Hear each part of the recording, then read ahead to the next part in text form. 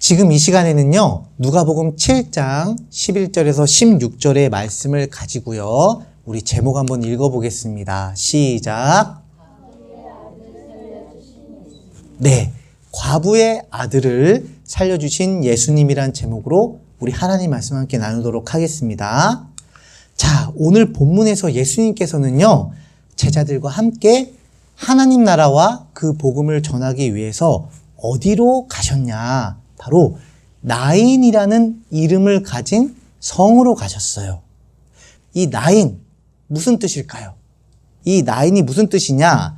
즐겁다, 아름답다라는 뜻이에요.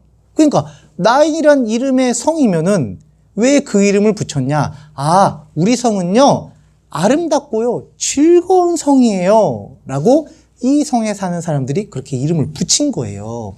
근데 예수님께서 그러한 뜻을 가진 나인성 성문에 다다랐을 때, 그때 일어난 이 사건은요, 나인성이란 이름의 뜻과는 정반대예요. 즐겁다, 아름답다가 아니라 슬프고 낙심되고 절망스럽고 눈물 나고 정말 누구도 보고 싶지 않은 광경이 펼쳐지고 있었어요. 그건 뭐냐면 어떤 사람이 죽었어요. 죽어가지고 지금 성 안에서 장례식이 열리고 있는 거예요. 장례식 보고요, 야, 아름답다, 행복하다, 즐겁다 할 사람 아무도 없어요. 그게 나랑 가까운 사람이든 다른 사람이든 장례식이란 것은 항상 슬프고 눈물 나고 괴롭고 마음 힘들고, 그런데 그런 장면이 지금 행복한 아름다운이라는 뜻을 가진 나인성에서 펼쳐지고 있으니 완전 정반대의 일이 벌어지고 있는 거 아닙니까? 그런데 이제 그 돌아가신 분의 그 시체를 가지고 저 무덤으로 가는 행렬을 보는 한 아주머니가 있었어. 잘 가라, 잘 가 하면서 슬픔과 비통에 막 눈물 흘리고 괴로운 저 표정 보이죠? 막 손짓으로 따라가지도 못하고. 저분이 누구냐? 지금 아까 그 돌아가신 분의 어머니예요, 어머니. 근데 아들이었어, 아들. 아들이 죽은 거야. 아들아, 잘 가라, 아들아, 잘 가.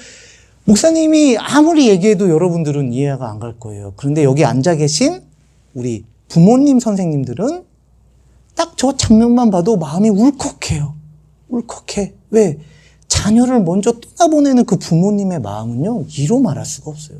그 자녀가, 아들이나 그 딸이 아무리 속을 새기고 부모님 마음에 상처를 주고 막 맨날 부모님 가슴에 대못을 박아도 막상 그 자녀가 나보다 먼저 죽음을 맞이하면요, 가슴을 치고 이 슬픔과 고통을 주체할 수가 없는 게 부모님 마음이에요. 그런데요, 지금 여기 보시는 저 아주머니는요, 보통 사람들보다 이 슬픔이 1000배, 10,000배가 더 깊어요. 왜 그런 줄 알아요? 저 아주머니는요, 과부예요, 과부. 남편이 없는, 남편이 돌아가신. 근데 돌아가신 저 아들이 세상에나 외아들이었어요. 독자. 자, 생각해 봐봐요. 자녀도 그냥 자녀도 아니고 외아들이에요. 그 자녀 딱 하나 있었던 그 아들이 죽은 거예요. 그런데 심지어 남편도 없어요. 다시 자식을 낳을 수 있어요, 없어요? 남편도 없는데 하나뿐인 그 아들, 금야오기가 키운 그 아들 죽음을 맞이하게 됐어요. 근데요, 여러분, 저 당시에 이스라엘은요, 집안에 아버지와 남편이 없는 집 있잖아요. 거의 죽은 목숨이나 똑같아요. 왜 그런지 알아요? 저 당시에는요, 모든 집안의 결정을 하고 우리 집안을 보호하고 다른 사람들 앞에서 우리 집안의 의견을 내거나 무엇을 결정할 때는요, 그 결정권이 아버지한테 있었어요. 남편한테 있었어요. 그런데 아버지도 없고 남편도 없어요. 그러면은 사회에서 완전히 거의 무시당하고요, 자신의 어떤 권리나 어떤 자신의 주장을 낼 수가 없어요. 거의 죽은 목숨이나 다름없이 그 사회에서 가장 약한 사람, 가장 소외계층이에요. 그래서 성경에는요, 하나님이 그렇게 강조하는 거예요. 너희들 고아와 과부를 돌아봐라. 고아와 과부를 멸시하지 마라. 고아와 과부를 멸시하는 자는 내가 멸시하겠다라고 하나님이 그렇게 엄중하게 얘기하셨던 이유가 바로 여기 있는 거예요. 아버지가 없고 남편이 없잖아요. 진짜 살아가기 너무 힘든 거예요. 그런데 그 하나만 있어도 어려운 그 고통을 지금 이 여사님께서는 남편과 아들까지도 잃어버린 거예요. 이 마음이 어떨까요, 진짜? 우리가 상상이나 갈까요? 그런데 긍휼이 풍성하시고 자비가 넘치시고 우리를 향한 그 은혜와 사랑이 넘치시는 우리의 하나님, 예수님께서 그거 보고 가만히 있었을까요? 아니죠. 당장 가셔가지고 어떻게 하셨냐. 그 과부의 슬픔을 보시고 같이 아파하시는 마음으로 그 과부의 비통한 마음이 다 느껴지시는 거야. 그래가지고 그 과부의 슬픔을 내가 해결해 줘야겠다라고 하셔서 그 죽은 아들 가가지고 예수님이 이렇게 말씀하신 거예요. 청년아, 내가 내게 이르노니 일어나라. 라면서 죽은 과부의 그 아들을 살려주신 거야. 그러니까 하나님의 말씀은 전지전능하시잖아요. 죽은 자도 살리시고 앉은 뱅이도 일으키시고 눈먼 자도 눈뜨게 하시고 나병 환자, 중풍 환자 다 치유하시잖아요. 그 말씀이 정확하게 역사해가지고 바로 과부의 그 죽은 아들이 무덤에서 일어났어요. 그런데 이게 목사님이 준비를 하는데 이 자료를 좀 만드신 분들이 뭔가 착각하셨나 봐. 이 외모를 보니까 아들이 아닌 것 같아요. 좀 위에도 이렇게 시원하게 좀 벗겨지시고 이게 딱 보고 이게 아들이 아니라 죽은 남편을 살려놓으셨나 싶더라고 갑자기. 그래가지고 나 그 생각했어. 스트레스 받아서 탈모 같다. 아마 저 힘든 상황에서 홀어머니를 모시고 살다가 저렇게 조금 좀 많이 좀 늙으신 게 아닐까 아드님이. 근데 여하튼 그런 거 신경 쓰지 말고 모르지. 나도 몇 살이지 어떻게 알아. 하여튼 근데 몰라. 근데 하여튼 아들이 살아났다고 생각하면 돼. 여러분 그냥 아들이 살아났다. 그렇게 생각하면 돼. 그래가지고 예수님께서 살아난 아들을 다시 그 과부의 품에 안겨주셨어요. 와, 그 과부의 마음이 어땠을까? 진짜 예수님 앞에 무릎 꿇고 예수님 나의 하나님입니다. 그 고백이 나오지 않았을까? 정말? 그 기쁨이 어땠을까? 여기까지가 오늘 본문의 말씀이고요. 오늘 본문의 이 말씀을 통해서 하나님이 우리에게 어떠한 세미한 음성을 들려주실까? 우리 함께 나눠보도록 하겠습니다. 자, 한번 읽어보세요. 시작. 자, 이 부분을 여러분들과 함께 나눠보고 싶어요. 여러분들이 과부의 입장이 돼봐요. 죽은 아들이 살아왔어요. 예수님 때문에. 예수님한테 어떻게 보답할 거예요? 이 기쁨을 어떻게 표현할 거예요? 그런데 예수님께서 오늘 이 말씀을 통해서 그 당시 과부에게 뿐만 아니라 우리에게도 이 기쁨을 주시기 원한다는 것이 바로 오늘 말씀을 통해서 우리에게 주시는 하나님의 세미한 음성이에요. 과부가 느꼈던 그 즐거움 우리에게도 주시기 원한다. 그래서 오늘 이 말씀을 나누게 하신 거예요. 자, 그 기쁨을 우리가 어떻게 누릴 수 있을까? 우리 그것을 알아보기 위해서는 차근차근 하나하나 조금 살펴볼 게 있어요. 뭐냐면 히브리서 9장 27절에는요. 이렇게 기록되어 있습니다. 한 번 죽는 것은 사람에게 정하신 것이요. 그 후에는 심판이 있다고요. 여러분, 이 세상에 태어났잖아요. 사람은 반드시 거쳐야 되는, 반드시 맞이하게 되는 인생의 마지막은요. 바로 죽음이에요. 우리는 다 태어난 순서가 있잖아요. 그런데 지금 여기 이 자리에 앉아있는 우리도 누가 먼저 죽음을 맞이할지는 몰라요. 가는 데 순서 없어요. 오는 데는 순서 있어도 가는 데는 순서가 없어. 우리가 이번 주에 즐겁게 여러분 우리 하나님 찬양하고 너무 기뻐요 하고 다음 주에 여러분들 저를 못 만날 수도 있어요. 왜? 보장할 수가 없어요. 그러니까 지금 있을 때 잘해. 있을 때 잘하라고. 잘하는 건 뭐냐? 예배를 잘 들어드리면 돼요. 목사님 원하는 거는. 못 볼 수가 있어요. 우리 친구들도 마찬가지고 그래요. 물론 하나님이 지켜주시지만 그럴 수도 있어요. 특별한 하나님의 계획과. 하여튼 우리가 예수님을 믿는다고 해가지고 죽음을 맞이하지 않는다? 그건 아니에요. 모든 사람은 태어나서 다 죽음을 향해 가요. 그 이유가 왜 그럴까? 여러분 이젠 이거 잘 알죠? 설명하지 않아도 잘 알죠? 하나님의 말씀을 어기고 사탄의 유혹에 빠져서 하나님 먹지 말라는 저 선악과를 먹음으로 아담과 하와가 죄인으로 타락하게 됐어요. 근데 그 죄의 삭은 뭐라고요? 사망이에요.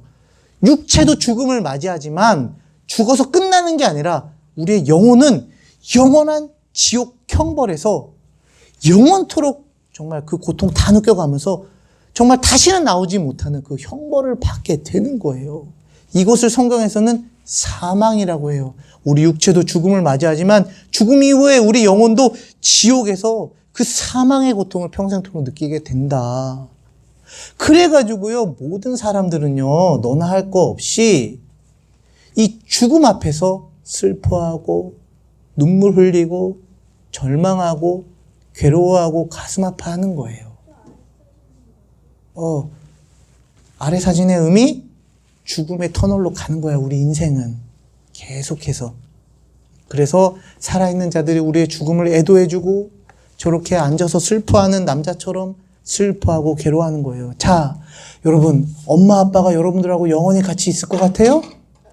엄마 아빠 나한테 해준 거 뭐 있어? 잔소리 좀 하지 마. 귀찮아, 저리 가. 그런 엄마 아빠가 여러분들하고 영원히 있을 것 같아요? 아니에요. 영원히 있지 않아요. 사랑하는 나의 형제들, 누나, 형, 여동생, 남동생, 나랑 영원히 같이 살 것 같아요? 아니에요. 누군가는 먼저 떠나요. 자, 나의 사랑하는 친척들, 내 친구들, 영원히 함께 할 것 같아요? 아니에요. 누군가는 먼저 떠나요. 죽음으로 아픈 이별을 맞이할 수밖에 없는 게 죄로 인한 사망의 결과예요. 그죠? 그런데 예수님께서 그 과부에게 주셨던 그 기쁨, 죽은 아들을 다시 살려서 그 품에 안겨주셨던 그 기쁨, 우리에게도 그 기쁨을 주신다는 거예요. 어떻게? 자, 큰 목소리로 한번 읽어보겠습니다. 시작!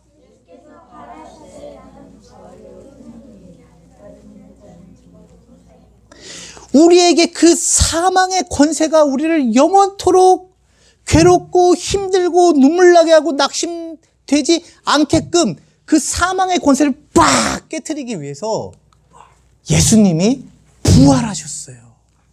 우리의 죄를 대신 다 뒤집어 쓰시고 십자가에 못 박히신 다음에 3일 만에 그 사망의 권세, 우리 머리에 있는 그 죽음과 그 형벌의 권세를 깨트리시기 위해서 부활을 하셨어요. 그런데 자, 보세요. 여러분들 혹시 이거 기억나요? 누구든지 자기 죄를 회개하고 예수님의 십자가와 부활의 복음을 믿는 것, 예수님께서 내 죄를 위해 십자가 지셨고 나에게 영생을 주시기 위해서 부활하셨다라는 것을 믿는 사람은 예수님과 하나가 된다고 우리 많이 나눴죠. 그 사람 안에 예수님이 거하시고 예수님 안에 그 사람이 거하시고, 그래서 성경에는 그런 상태를 주 안에 있다 이렇게 표현해요. 주 안에 있는 나에게, 이 찬송 알죠? 우리가 예수님 안에 있고 예수님 우리 안에 있는 거예요. 그러면 어떤 일이 벌어지냐? 이거 기억하는 친구 천재인데, 이거 기억하는 친구한테는 우리 달란트를 듬뿍 주시기 바랍니다. 문제, 예수 십자가 무슨 십자가? 예수 믿는 사람은 예수님의 십자가가 누구의 십자가라고요? 말을 해, 말을. 네 십자가. 정답입니다. 박수 한번 쳐주세요. 와, 예수님의 십자가가 바로 내 십자가예요. 그러면 예수님의 부활은 누구 부활이에요? 내 부활이에요. 그러니까 우리는 죽음을 극복하고 부활할 수가 있는 거예요. 그렇기 때문에 나의 사랑하는 엄마 아빠, 나의 사랑하는 누나, 형, 여동생, 남동생, 사랑한다고 해. 그 형제 얘기만 나오면 눈 부라리지 말고 사랑한다 해, 그냥. 친구, 내 친척들, 내 사랑하는 모든 사람들, 아까 봤던 그 죽음 앞에서 슬퍼하고 절망하고 낙심하고 괴로워하고 가슴 치지 않을 유일한 길이 있는 거예요. 바로 예수님의 십자가와 부활의 복음을 믿는 거예요. 과부에게 그 기쁨을 주신 주님, 우리에게는 그거가 비교할 수 없는 부활의 그 소망과 기쁨을 우리에게 주셨다는 거예요. 여러분들 예수님의 부활을 믿습니까? 그렇다면 여러분들 사망의 권세가 다 깨졌어요. 여러분들에게는. 죽음이 여러분들을 사로잡지 못해요. 죽음이 여러분들을 붙잡아 놓을 수 없어요. 우린 모두 예수님이 부활하셨던 것처럼 육체의 죽음을 맞이할지라도 하나님의 그때가 오면 예수님의 그 아름다운 모습으로 우리 모두 다 부활해서 천국에서 기쁨의 영생을 하나님과 누리게 된다는 것을 여러분들 잊지 마시기를 축복합니다. 자, 그러면 우리가 그걸 믿는다면 이제 어떤 작업을 해야 될까요? 마지막으로 요것 좀 나누죠. 자, 이 그림 뭘 의미할까? 목사님은 이렇게 생각했어요. 저 가운데에 있는 아기가 예수님의 십자가와 부활의 복음을 아직 믿지 않는 부모님의 손을 붙잡고 그 복음을 전해주는 아름다운 장면처럼 보이더라고요. 이 아이의 온 몸에는 예수님의 십자가가 가득 차 있어요. 근데 믿지 아니하는 부모님의 손을 잡고 그 복음을 전하니까 부모님에게도 십자가 그 보혈의 은혜, 부활의 그 소망이 전달되는 그림이 아닐까 너무 마음이 훈훈해지더라고요. 여러분, 부모님을 향한 최고의 효도는요, 아직 믿지 않는 부모님이 계시다면 예수님의 십자가와 부활의 복음을 전하는 거예요. 내 이웃과 내 주변 친구를 향한 가장 큰 사랑은요, 믿지 않는 친구들이라면 예수님의 복음을 전해서 함께 이 부활과 영생의 기쁨을 누리게 되는 거예요. 여러분 생각해봐요. 사랑하는 나의 부모님, 아직 예수님을 안 믿는다고 쳐봐요. 사랑하는 나의 할머니, 할아버지, 아직 예수님 안 믿어요. 그럼 어떠겠어요, 여러분? 천국에서 그 영원토록 기쁨을 누려야 되는데 너무나도 불행한 일이 벌어지게 되죠. 그렇기 때문에 하나님은 여러분들을 통해서 믿지 않는 가족들과 믿지 않는 형제들과 친척들과 친구들에게 이 놀라운 기쁨의 소식인 예수님의 십자가와 부활의 복음을 전하는 여러분들 선교사로, 복음 전파자로 하나님께서는 여러분들을 부르셨어요. 택하셨어요. 여러분들을 통해서 복음을 전하길 원하세요. 여러분 어떻게 하냐면요, 간단해요. 야, 나랑 교회 가자. 엄마 아빠 나랑 교회 가자. 이렇게 말할 필요도 없어요. 요새는 코로나 때문에 아주 무슨 교회가 무슨 코로나 바이러스의 근원지 같이, 목사님이 어디 가가지고 누가 저보고 목사님이라고 하면요, 옆에 있는 사람들이 쫙 다 비켜줘요. 홍해 바다가 막 갈라지는 것처럼 쫙 갈라. 내가 막 코로나 바이러스, 내가 막, 그럴 필요까지 없는데. 사람들이 너무 잘못된 정보에 빠져가지고 교회를 너무 미워하는구나. 여러분, 교회 가자가 사실은 전도의 전부가 아니에요. 그거는 방법일 뿐이에요. 전도가 뭐냐면 예수님이 십자가와 부활의 복음을 전하는 거예요. 여러분, 길게 말할 필요도 없어요. 만약에 믿지 않는 부모님이다. 가가지고 엄마 아빠 사랑해. 나는 엄마 아빠랑 영원히 같이 있고 싶어. 근데 내가 교회에서 목사님 통해서 말씀을 배웠는데 예수님 믿으면 엄마 아빠랑 나랑 천국에서 영원히 함께 살 수 있대. 엄마 아빠 예수 믿어. 기회가 되는 대로 얘기하면 돼요. 그럼 나중에 하나님께서 그 복음이 쌓이고 쌓이면 역사해 주셔서 하나님이 교회로 인도해 주신다니까? 그러면 진짜 복된 아름다운 가정 되는 거예요. 교회에 데리고 오는 것보다 더 중요한 거, 할머니 할아버지 예수 믿어요. 왜? 나 할머니 할아버지 너무 사랑하거든. 할머니 할아버지랑 천국에서 영원토록 살고 싶은데 예수님 믿기만 하면 돼요. 할머니 할아버지 예수 믿자 하고 예수님에 대해서 기회가 될 대로, 시간 될 대로 조금씩 계속 말하잖아요. 그게 쌓이다가 하나님이 오케이, 바로 지금이야 하면서 딱 역사해가지고 사랑하는 부모님, 사랑하는 할머니, 할아버지, 사랑하는 내 형제들, 가족들, 친구들, 예수님 믿게 해서 교회로 인도해 주실 줄 믿습니다. 놀라운 일에 여러분들 부름받은, 하나님의 택함받은 복음 접하자라는 거 자랑스럽게 여기고 복음과 함께 여러분들 사랑하는 우리 친구들 되기를 예수님의 이름으로 축복합니다. 기도하겠습니다.